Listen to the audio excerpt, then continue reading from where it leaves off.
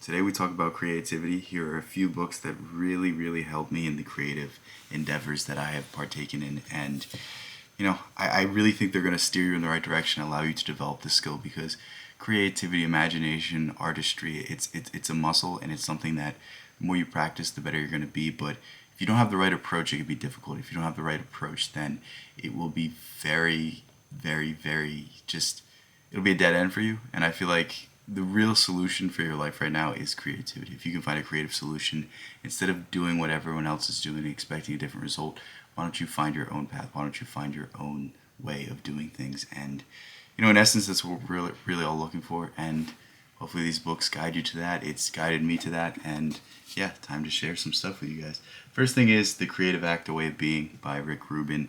This is a book that I covered, I want to say a week ago, maybe a week and a half ago on my channel. I really enjoyed it. I thought it was really good. My favorite part about this book is that in between each section, there's like little poems that kind of, they sometimes touch on the subjects that were talked about. They sometimes talk about unrelated things. But I thought this book was really good about getting over creative blocks, about treating creativity like something that is progressive, something that you get better at, something that you can just access instead of doing it for the ends. Like, when you think about making music, when you think about writing a poem or writing something, most of the time it's done for the end result.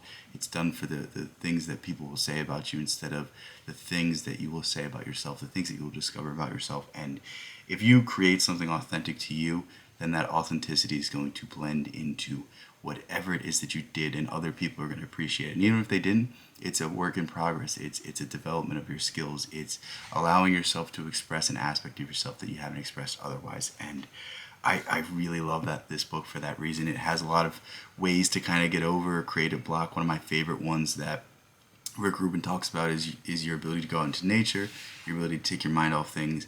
I think we've all been working on a project and we, for whatever reason, we can't figure out the solution and we leave to go do something. Maybe you go get a drink of coffee, maybe you go on a walk. You just take yourself away from the problem, you return, and you have the solution. I really love this book, and I think if you're going to start anywhere, this might be one of the two places I would start.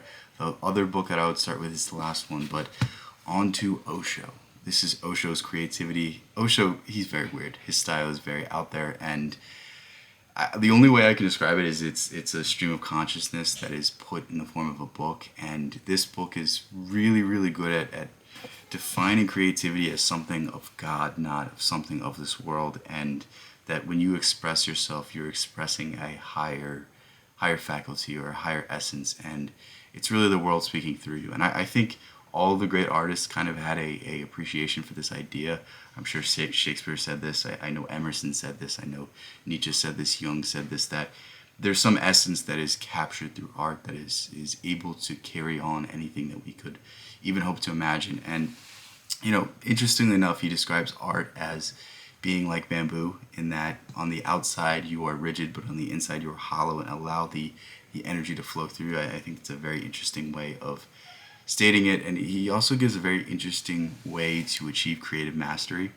And he uses the example of the Zen painters. The Zen painters would paint on rice paper, and rice paper is a weird material. If you are in any way like rigid, it's going to ruin the entire work. So in order to achieve the level of proficiency as well as the calmness, what the Zen painters do is they paint for 12 years, and after 12 years, they stop painting for another 12 years. And after 12 years of not doing anything, after 12 years of not touching it, they have the brushstrokes, they have the skills, but they pair that with a calmness. They pair that with a lack of rigidity, a lack of rules, and that's what allowed them to paint some of their best paintings. But yeah, I think it's a great book. It's very short. You'll be able to fly through Osho books. I was at a point where I could read an entire Osho book in a day. I've gone away from his writings just because I've been interested in other things, but it's a very fun thing to read, and it's a very fun style, and I think you're going to learn a lot from this book.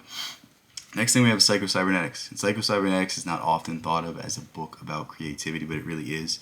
It's about the power of your mind. It's about changing your perception. It's about believing you can do something before you can do it, and telling yourself, and basically self-hypnosis. But anytime you talk about New Age, anytime you talk about law of attraction, law of assumption, it's just creativity. It's just believing you can do something. It's just imagining something and making it so vivid in your mind that you have the steps to follow through with it. And what I think psycho-cybernetics is going to benefit you, especially in this kind of workspace, and especially in terms of creativity or being an artist or whatever it is the ability to imagine, the ability to picture things. And in this book, it teaches you not just the basics of imagination, but it teaches you exercises that are going to allow you to increase your imagination, repetition, and continually building the muscle of your mind. And if you really want a quick one, I don't think it's in this book. My favorite one is go through your day in reverse order. And as you go through your day in reverse order night after night, your imagination is going to get better, and it's going to carry into your memory. It's going to carry into your recall and your ability to just see things in your head. I know there's some people that really can't see anything in their heads, and I think that's really a cope to say that you have, what is it, aphantasia or whatever. I think it's just that we haven't worked on the skills of our minds and the other assets of our minds, because in the school system, think all you do is you do, what is it? It's left brain. Which one's the creative one?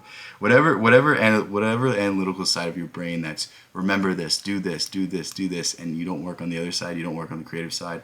It kind of atrophies. It's not used, and I think we need to build up these facets of our mind. And for that reason, I think Psycho-Cybernetics is a great book. And the other thing about creativity, the other aspect of creativity, is you have to have faith and belief that you can do something great before you do it, and that is essential to creating any great art. Like, I tell you what, James Joyce did not write Ulysses thinking he was writing a bad book that wouldn't be understood, that would be censored, and all of these things. I don't think he would have gone to the steps he did if he didn't know deep in his heart that he was creating something extremely special. And that's what you need to understand. It's that you have to first have the idea, and second, have faith in that idea. Have faith in yourself. Have faith in yourself to carry it out. Have belief that you can do something before you have any right to.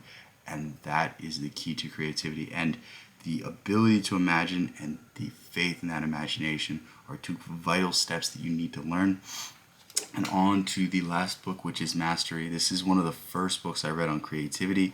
At the time I read it, I didn't necessarily know it was a book about creativity, know it was a book about becoming good at something, becoming a master at something. But I think these words are synonymous, because we talk about mixed martial artists being artists. We talk about singers and painters, and like all of these skill acquisitions, they kind of happen in the same way. You're inspired by something, you learn from a teacher, you step out on your own, you start experimenting, and then you create your own aspect of the thing. And that's really the 5 steps that are in this book. And Robert Greene does a really good job of explaining the sort of process of becoming good at something, the sort of process becoming a little bit proficient with something, and then stepping out onto your own. The stories from people that inspired him, it's written in his classic style where he gives you a lesson, he gives you an example throughout history, and that example is super clear so that you kind of have some sort of guidance. And I think it's one of his better books. It's certainly up there. I would say it's number 2 after The Laws of Human Nature for me. But yeah, overall, these books are going to help you a lot when it comes to becoming more creative. And like I said earlier, if you can find creativity, you can find the solution. And the more open-minded you are, the more imagination you use in your day-to-day life, the more answers you will find in your day-to-day life. It simply is that if you go through life and there's only one option, you only see things that, like, this happens and then this happens, only this can happen because this has happened, you set your life that way. But when you are open to imagination and creativity and artistry and different ways of doing things, and you can find that Edison-like idea, that Tesla-like idea, that Einstein-like idea. With that said, I love you guys so much. If you want to read another book on creativity, it's not really about creativity, but I wrote a book fairly recently. First link in the description. Love you guys so much. Thank you guys so much. And also thank you guys for the support. It has been crazy. I don't know what to say. Peace out.